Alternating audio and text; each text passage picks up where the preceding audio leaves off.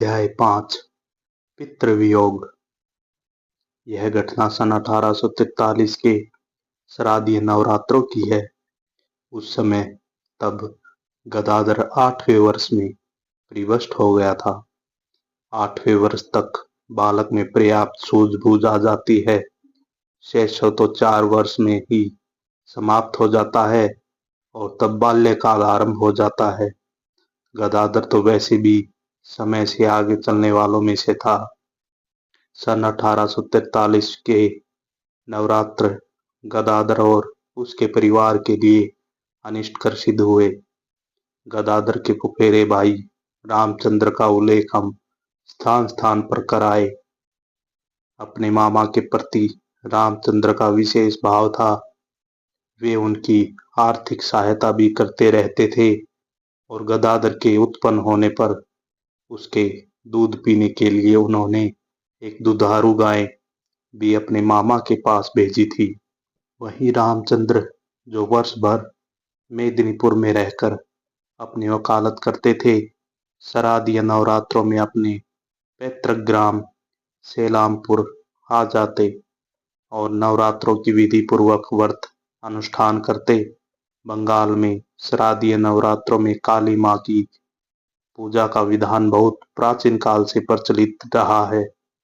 देश विदेश में जहाँ कहीं भी भंगवासी होंगे, वे शारदीय नवरात्रों में या तो अपने पैतृक घर वापिस आ जाएंगे अथवा फिर जिन्होंने अन्यत्र अपने निवास बना लिए हैं, वे वहीं सब मिलकर सामूहिक रूप से काली पूजा का व्रत आयोजन करते हैं।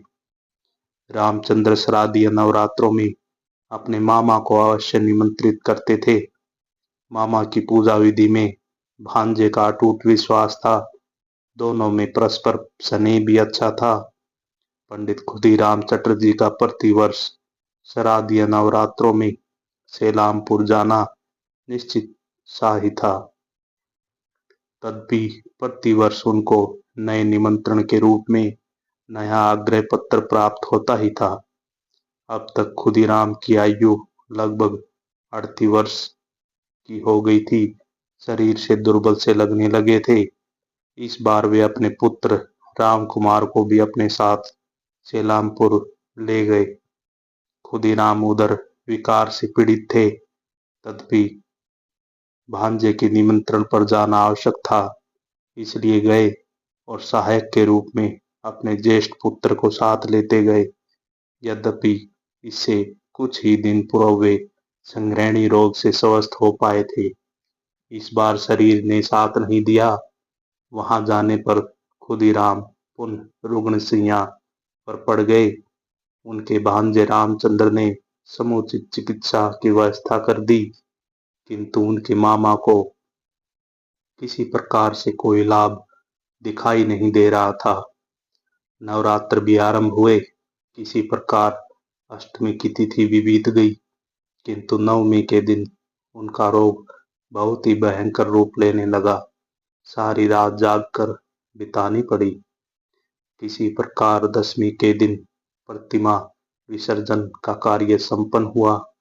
रामचंद्र ने यथाशक्ति मामा की चिकित्सा की व्यवस्था की, किंतु सफलता नहीं मिली। वे भी समझ गए कि मामा का जीवन संकट में पड़ गया है। प्रतिमा विसर्जन का कार्य संपन्न कर रामचंद्र अपने मामा के समीप बैठे। उन्होंने सहसा मामा को कहा, मामा, आप तो सदा रघुवीर का जाप किया करते थे, आज आप जाप क्यों नहीं कर रहे हैं?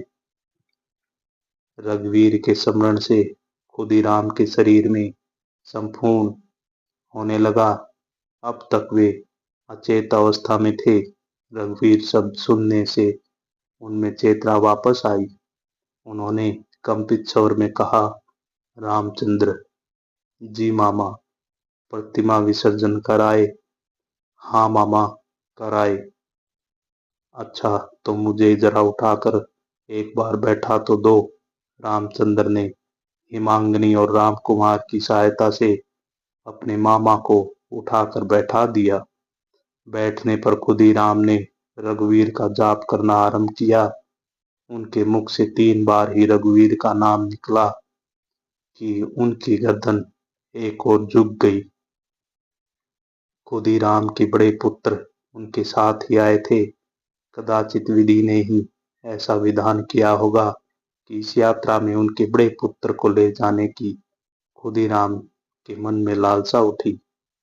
वहीं सलेमपुरी में उनकी अंत्येष्टि कर दी गई। खुदीराम की मृत्यु का समाचार कामारपुकुर में दूसरे दिन ही भेजा जा सका। उन दिनों यातायात अथवा संचार के ऐसे साधन उपलब्ध नहीं थे जैसे कि आजकल उपलब्ध हैं। यह दुखद समाचार पाकर समस्त परिवार में कोहराम सा मच गया। श्रीमती चंदा देवी ने 43 वर्ष अपने पति के साथ बिताए थे। आज सहसा वह साथ छूट गया था। चंद्रा देवी का मन किया कि वह भी जल समाधि ले ले अथवा चिता में भस्म हो जाए, किंतु 7.5 वर्ष के गदाधर और 4 वर्ष की मंगला के मोह के वशीभूत वे यह सब करने में असमर्थ थी। किसी प्रकार स्वयं अपने मन को आश्वस्त करके रामकुमार और रामेश्वर के आश्रय जीवन चलाने का यत्न होने लगा। रामकुमार सबसे बड़े थे। अब सारी गृहस्थी का भार उन पर ही आ पड़ा था। रामेश्वर भी उस समय 18 वर्ष के हो गए थे, अतः वह भी पुरोहिताई में बड़े भैया का हाथ बटाकर घर की गाड़ी को चलाने में कुछ सहायता कर देते थे। गदाधर को पिता की मृत्यु का बड़ा दुख हुआ, किंतु अब उसकी बुद्धि कुछ कुछ परिपक्व होने लगी थी।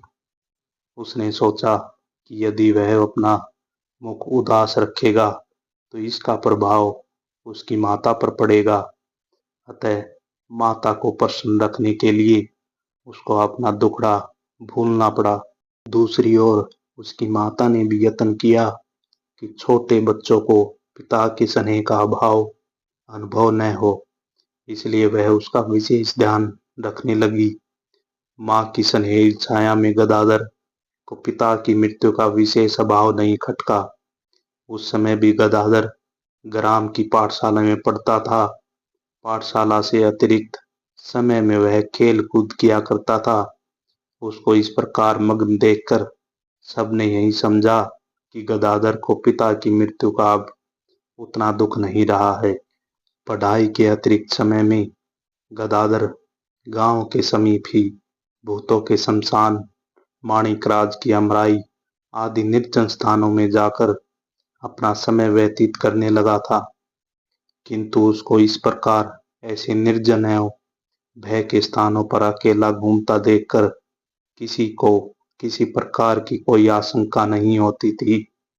सब समझते थे कि वह अपना मन बहलाने के लिए यह सब करता है, किंतु इसके विपरीत वास्तविकता यह थी कि पिता की मृत्यु के उपरांत गदाधर बहुत उदासी का अनुभव करता था और अपनी उदासी को वह अपनी माता पर प्रकट होने देना नहीं चाहता था।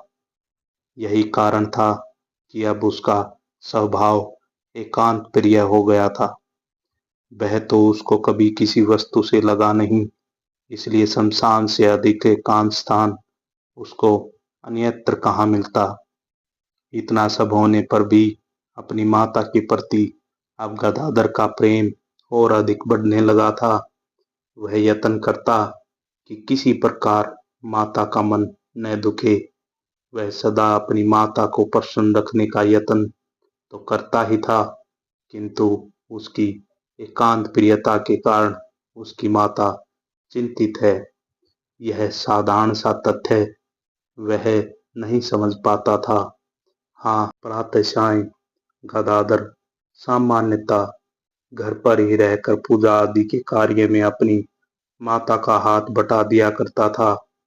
एक बात का गदाधर ने और विशेष ध्यान रखा, वह यह कि अपने पिता की मृत्यु के उपरांत उसने अपनी माता अथवा भाइयों से किसी वस्तु अथवा कार्य के लिए कभी हठ नहीं किया। उसने हठ का सर्वदा त्याग कर दिया था। पिता की मृत्यु के दुख से वह शीघ्र ही उबर गया था और नियमित रूप से पाठशाला भी जाने लगा था। पाठशाला में उसका मन पिता के समय में भी नहीं लगता था, अब और अधिक नहीं लगने लगा, तो उसने पाठशाला से अनुपस्थित रहना आरंभ कर दिया। इस काल में वह तो भजन कीर्तन करता, फिर गीली मिट्टी लेकर देवी देवताओं की मूर्तियां बनाने में अपना समय व्यतीत करता था। धन्यवाद।